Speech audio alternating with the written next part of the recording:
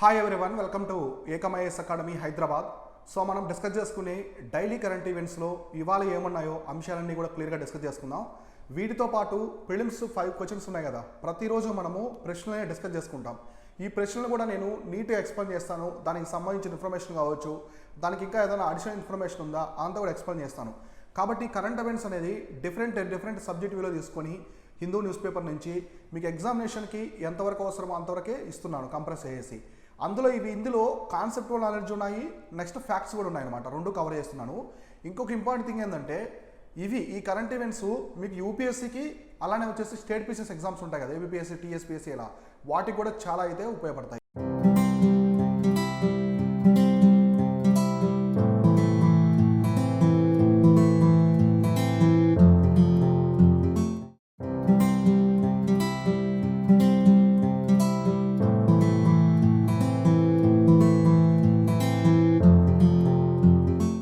So ఇవాళ వచ్చేసి మనకి 20th సెప్టెంబర్కి సంబంధించిన కరెంట్ ఈవెంట్స్ ఏమున్నాయో క్లియర్గా చూద్దాం. సో ఫస్ట్ కరెంట్ అఫైర్స్ ఏమి ఇచ్చారంటే చూడండి, Varanasi. So Varanasi nominated as they first ever SCO tourism and cultural capital for the 2022-23. So రీసెంట్గా మనకి షాంఘై కోఆపరేషన్ ఆర్గనైజేషన్ సమ్మిట్ అయితే జరిగింది. ఎక్కడ జరిగిందంటే ఉజ్బెకిస్తాన్ దేశంలోని సమర్కండ్లో జరిగింది. So it is held in the Samarkand in Uzbekistan. So అక్కడ జరిగింది. ఆ సమ్మిట్లో వారణాసిని వచ్చేసి వాళ్ళు ఎస్సీఓ టూరిజం అండ్ కల్చరల్ క్యాపిటల్గా ఎంచుకున్నారన్నమాట. సో వారణాసి.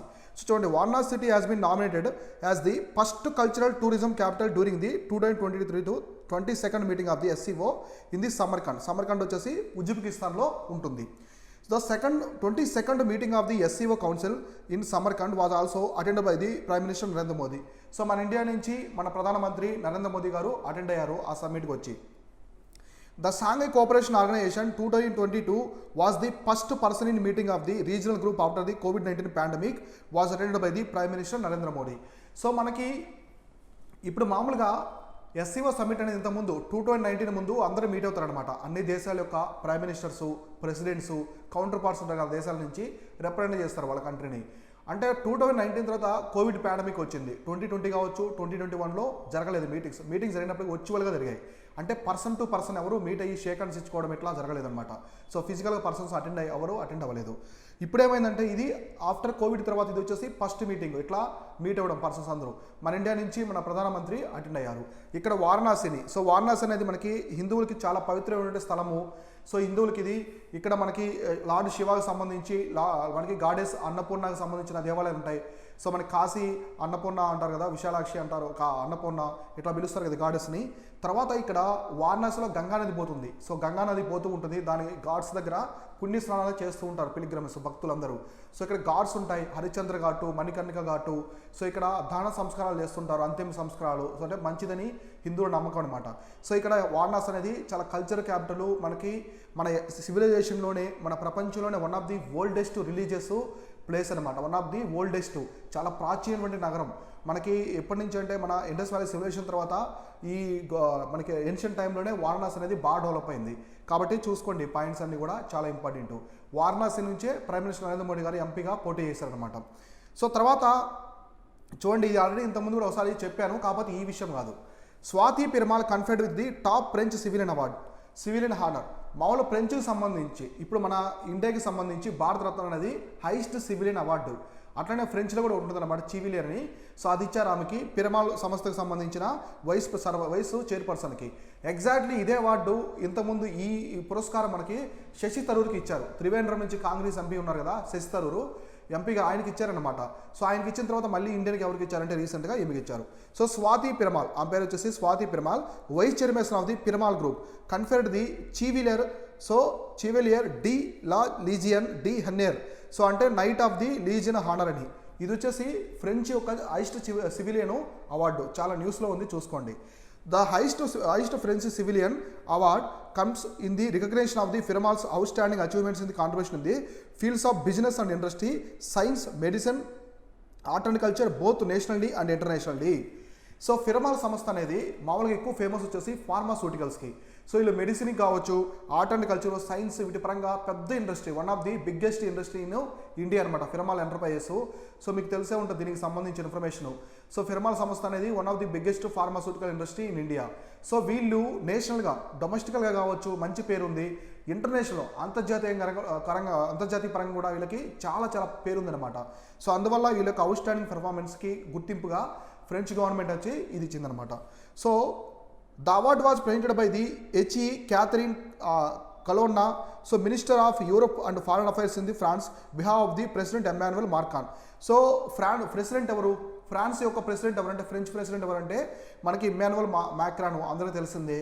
ఇక్కడ దాన్ని వచ్చేసి వాళ్ళ యొక్క minister of Europe and foreign affairs ఉంటారు కదా ఫ్రాన్స్కి సంబంధించి, మన ఇండియాకి విదేశీ వ్యవహారాల శాఖ మంత్రులుగా వాళ్ళకి యూరోప్ ప్లస్ ఫారెన్ అఫైర్స్ ఉంటారనమాట. సో వాళ్ళు వచ్చేసి ఇక్కడ ఆమెకు ప్రదానం చేశారు. స్వాతి పిరమాలకి అవార్డు అయితే ఇచ్చారనమాట.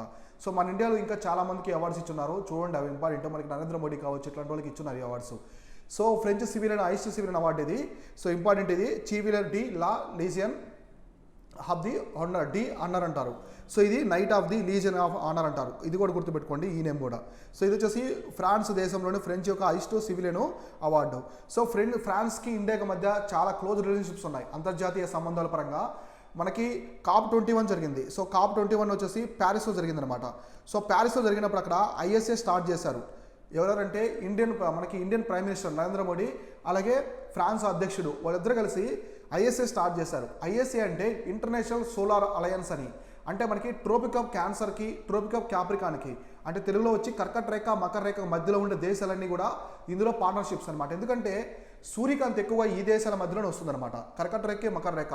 So sun is rotated between the, so sun is journey from the tropic of Capricorn to Cancer and Cancer to the Capricorn.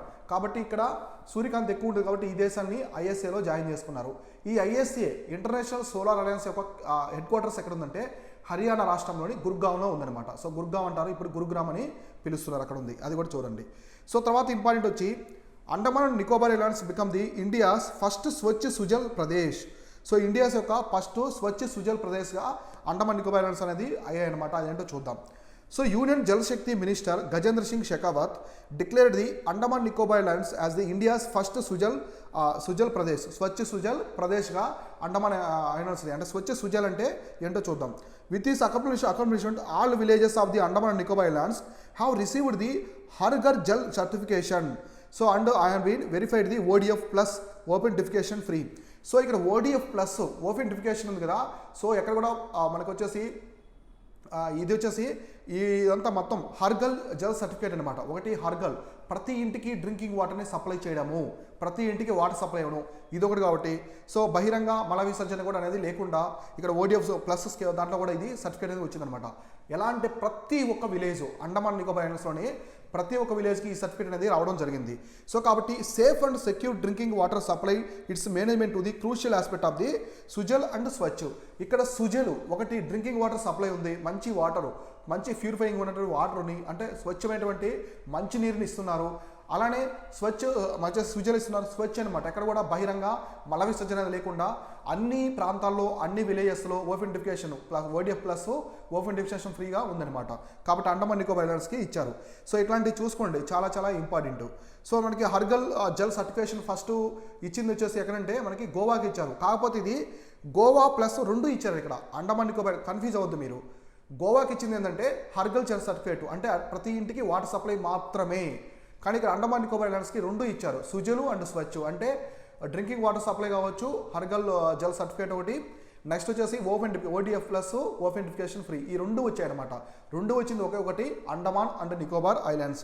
So Andaman and Nicobar ఐలాండ్స్లో చాలా మంది ట్రైబ్స్ ఉంటారు, మీకు తెలుసో లేదో, ట్రైబ్స్ ఎక్కువ ఉంటారు. అండమాన్ నికోబార్ ఐలాండ్స్లో మొత్తం వచ్చేసి 5 ట్రైబ్స్ ఉంటారు. వాళ్ళు ఆల్రెడీ నేను చాలా టైమ్స్ చెప్పాను మీకు. సో ఎవరు ఉంటారంటే నికోబారీసు, ఓంగ్సు, షోంపెన్సు, జరావాసు, సో నార్త్ సెంథనలీస్. సో నార్త్ సెంథనలీస్ వీళ్ళందరూ వచ్చేసి ట్రైబల్ గ్రూప్స్ ఉన్నారు. అండమాన్ నికోబార్ ఐలాండ్స్ ఉంటాయి, పర్టికులర్లీ వల్నరబుల్ ట్రైబల్ గ్రూప్స్. ఈ నార్త్ సెంట్రల్ ట్రైబల్స్ ఉన్నారు కదా, వీళ్ళకి నార్త్ సెంట్రల్ ఐలాండ్లో ఉంటారు, సెంథనలీస్ అంటారు. నార్త్ సెంట్రల్ ఐలాండ్లో ఉంటారు. వీళ్ళకి ప్రపంచంతో ఎలాంటి సంబంధం లేదు, ఇప్పుడున్నటువంటి ప్రపంచంతో మనతో ఎలాంటి కాంటాక్ట్ లేదు. మొన్న రీసెంట్గా అమెరికన్ సిటిజన్ కొత్త నెలతో కూడా చంపేస్తారు అనమాట. ఎవరైనా కొత్తగా అక్కడికి వెళ్ళినా చంపేస్తారు. ఆంథ్రోపాలజిస్టు, ఇండియాకి సంబంధించిన మానవ శాస్త్ర నిపుణులు ట్రై చేస్తూ ఉన్నారు వాళ్ళని కాంటాక్ట్ చేయడానికి, కానీ చర్చలు అనేవి విఫలమయ్యాయి అనమాట. సో గుర్తుపెట్టుకోండి, ఇవి చాలా important groups, tribal groups. So next ఏముందో చూద్దాం. సో నెక్స్ట్ చూడండి, BSF first female camel riding squad to deployed along the Indo Pak border. So మీరు మామూలుగా రిపబ్లిక్ డే పరేడ్ కావచ్చు, మనకి రాజస్థాన్లో డెజర్ట్లో చూసినప్పుడు మన ఇండియన్ ఆర్మీ తరఫున వీళ్ళు BSF ఫోర్స్ ఉంది కదా, మినిస్ట్రీ ఆఫ్ హోమ్ అఫైర్స్కి సంబంధించిన BSF అంటే బోర్డర్ సెక్యూరిటీ ఫోర్స్, వాళ్ళు ఒంటెల మీద పహారా చేస్తూ ఉంటారు. అంటే పరేడ్ అంటే కంట్రోల్ వచ్చేసి మొత్తం పెట్రోల్ చేస్తుంటారు. ఇండియో పాకిస్తాన్ బోర్డర్ మొత్తం, మన బోర్డర్ మొత్తాన్ని కూడా పెట్రోల్ చేస్తూ ఉంటారు. అంటే ఇక్కడ చూడండి, border security force first female camel riding squad will deployed along the international border in Rajasthan and Gujarat. ఇప్పటి వరకు కూడా ఆ క్యామెల్ మీద మనకు వచ్చేసి కంప్లీట్గా పెట్రోల్ చేస్తున్న వాళ్ళందరూ కూడా మేల్ ఉన్నారనమాట. మేలు ఫోర్స్ అనేది ఉంది. ఇప్పుడు కొత్తగా ఫిమేల్ ఫోర్స్ని కూడా ఇంక్లూడ్ చేశారు. వాళ్ళు కూడా ఇప్పుడు ఫిమేల్ ఫోర్స్ కూడా స్క్వాడ్ కూడా ఒంటెల మీద రైడింగ్ చేస్తూ బోర్డర్ని పహారా చేస్తూ ఉంటారనమాట. సో రక్షణ ఇస్తూ ఉంటారు. So the squad will participate for the first time in the BSF rising parade on the December 1. So BSF rising day parade జరుగుతుంది December 1. December 1న వరల్డ్ HIV డే కూడా ఉంది, వరల్డ్ ఎయిడ్స్ డే కూడా ఉందన్నమాట. ఇదే విధంగా గుర్తుపెట్టుకోండి, December 1 అనేది చాలా ఇంపార్టెంట్. వరల్డ్ ఎయిడ్స్ డే ఉంది, అలానే ఇప్పుడు rising day BSF rising day parade కూడా ఉందన్నమాట ఇక్కడ. సో వీళ్ళు రాజస్థాన్, గుజరాత్ అంటే పాకిస్తాన్ బోర్డరు, రాజస్థాన్, గుజరాత్ పాకిస్తాన్తో బోర్డర్ షేర్ చేసుకుంటాయి కదా, ఇక్కడ ఆ రెండు స్టేట్స్లో వీళ్ళు ఒంటెల మీద పహారా చేస్తూ ఉంటారు. తర్వాత the squad will be first of it's kind of in the world. ప్రపంచంలోనే ఇలా క్యామెల్స్ మీద రైడింగ్ చేస్తూ ఆ దేశ సరిహద్దుల రక్షణ కాసే ఒకే ఒక దళం వచ్చేసి మన భారతదేశంలోనే ఉంది. ఇది చాలా ప్రౌడ్ థింగ్ అనమాట.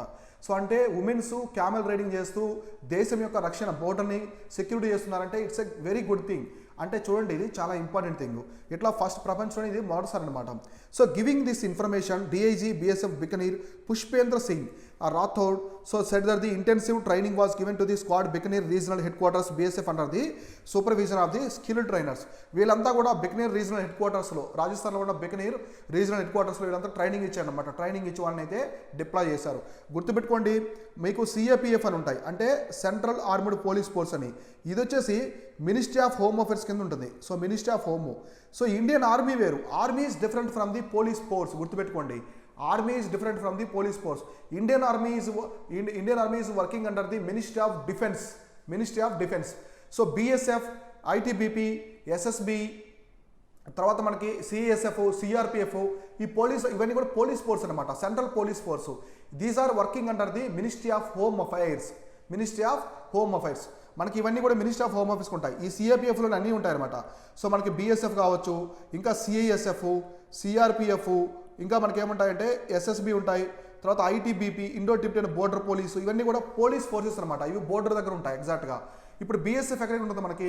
సో BSF వచ్చి మనకి Myanmar border, Bangladesh border, Pakistan border మొత్తం కూడా BSF ఉంటుంది. తర్వాత మనకి ఇండో టిబెటన్ బోర్డర్ మొత్తం కూడా వచ్చేసి ITBP వాళ్ళు ఉంటారు. తర్వాత SSB వాళ్ళు మనకి భూటాను, ఈ సరిహద్దుల దగ్గర ఉంటారనమాట.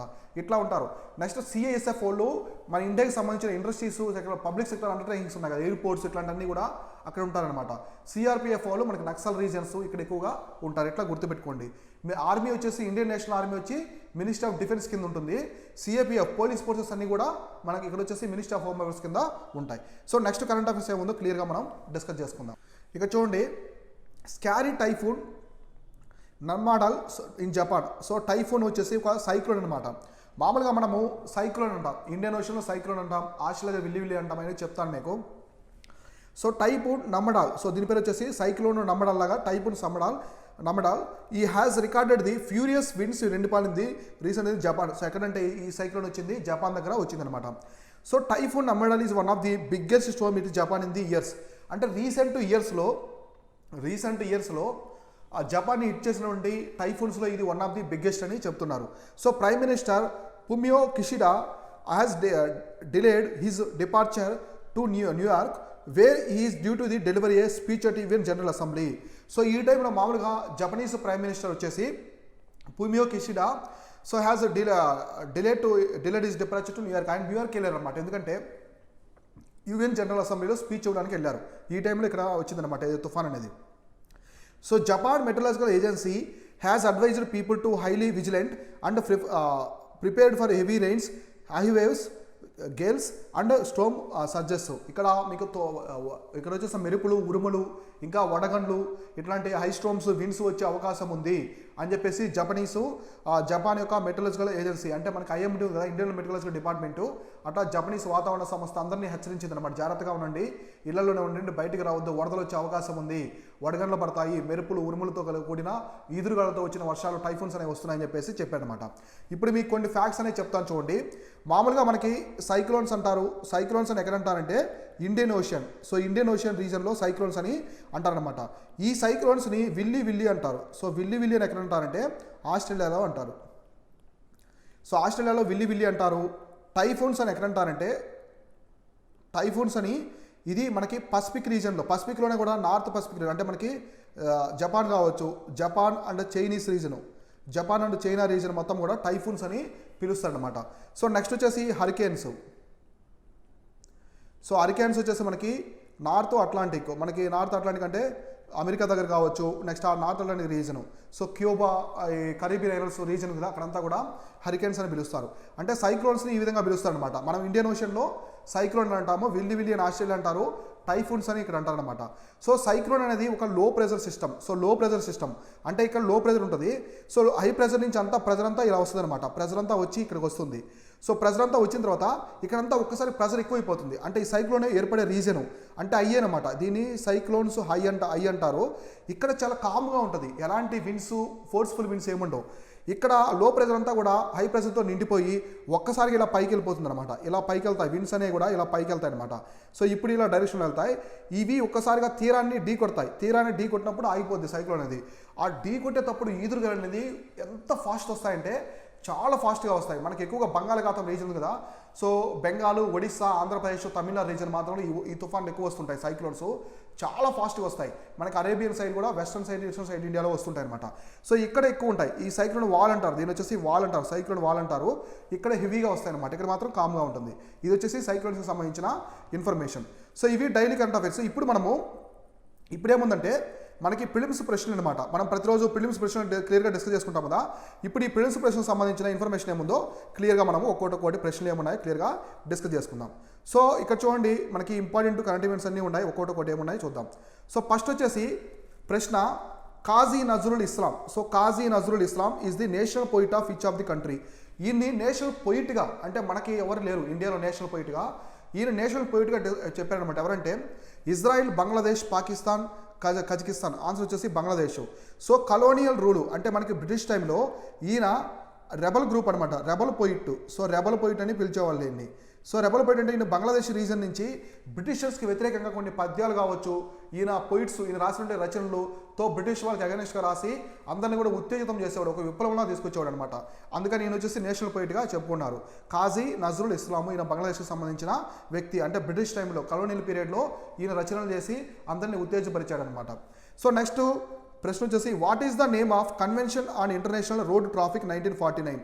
సో 1949లో రోడ్డు ట్రాఫిక్ అంటే మనకి రోడ్డు యాక్సిడెంట్స్ కావచ్చు, రోడ్డు యాక్సిడెంట్స్, ఇంకా రోడ్డుకు సంబంధించిన థింగ్స్ అనమాట, రోడ్డుకు సంబంధించిన డేంజరస్ థింగ్స్ సంబంధించి ట్రాఫిక్ సంబంధించినవి. సో ట్రాఫిక్ వీటంటికి సంబంధించి ఒక కన్వెన్షన్ అనేది జరిగిందనమాట. అది ఏంటని అడుగుతున్నారు. So Paris convention, Geneva convention, Colombo convention, New Delhi convention. ఇది జెనీవా కన్వెన్షన్ అనమాట. సో జెనీవా కన్వెన్షన్ అనేది మన road and international road and traffic 1949లో జరిగింది. అంటే రోడ్డు సేఫ్టీ గురించి అన్ని దేశాలు ఇక్కడ డిస్కస్ చేసుకున్నాయి. సో ఇదొకటి. సో నెక్స్ట్ వచ్చేసి థర్డ్ ప్రశ్న, India's first indigenously developed hydrogen fuel cell bus has been inaugurated in which city. మామూలుగా మన స్వదేశీ పరిజ్ఞానంతో, ఇంతకుముందు మనము హైడ్రోజన్ సెల్ బస్సెస్ ఉన్నాయి కదా, అవన్నీ కూడా వేరే దేశం యొక్క సహాయంతో చేసేవాళ్ళము. మన స్వదేశీ పరిజ్ఞానంతో, ఎలాంటి ఫారెన్ కంట్రీ హెల్ప్ లేకుండా, ఎలాంటి విదేశీ సహాయం లేకుండా మన విజ్ఞానంతో, మన స్వదేశీ విజ్ఞానం తయారు చేసినటువంటి డెవలప్ చేసిన first indigenous developed hydrogen fuel cell bus ఏ సిటీలో ఇనాగ్రేషన్ అంటున్నారు. మైసూరు, హైదరాబాద్, పూణే, అహ్మదాబాద్. ఆన్సర్ వచ్చేసి పూణే. సో మహారాష్ట్రలోని పూణేలో మొట్టమొదటిసారి ఈ first indigenous developed hydrogen fuel bus అనేది లాంచ్ చేశారనమాట, ఇనాగ్రేట్ చేశారు. సో నెక్స్ట్ వచ్చేసి ఫోర్త్ ప్రశ్న, so which organisation released the global employment trends of the youth 2022 report. So మీరు సింపుల్గా గుర్తుపెట్టుకోండి, ఐఎల్ఓ అంటే ఇంటర్నేషనల్ లేబర్ ఆర్గనైజేషన్. సో చూడండి, ఎంప్లాయ్మెంట్ అంటేనే దేనికి సంబంధించింది? లేబర్ ఆర్గనైజేషన్ సంబంధించింది, ఐఎల్ఓకి సంబంధించింది. క్లియర్గా గుర్తుపెట్టుకోండి, చాలా important. So international labour organisation సంబంధించింది అనమాట. ఇది రిలీజ్ చేస్తుంది global employment trends for the youth 2022 report. అంటే ఏ దేశంలో యూత్కి ఎటువంటి ఆపర్చునిటీస్ ఉన్నాయని. రీసెంట్గా ఇండియాలో యూత్కి చాలా ఆపర్చునిటీస్ అనేవి తగ్గిపోయాయని చెప్పేసి చెప్పిందనమాట. సో మన కోవిడ్ ముందు చాలా ఆపర్చునిటీస్ ఉన్నాయి. రీసెంట్గా చాలా పాండమిక్ టైంలో చాలా ఇబ్బంది పడింది ఇండియా. ఎంప్లాయ్మెంట్ స్కిల్స్లో కూడా చాలామంది జాబ్స్ కోల్పోవడం, ప్రైవేట్ జాబ్స్ ఇట్లా చెప్పారనమాట.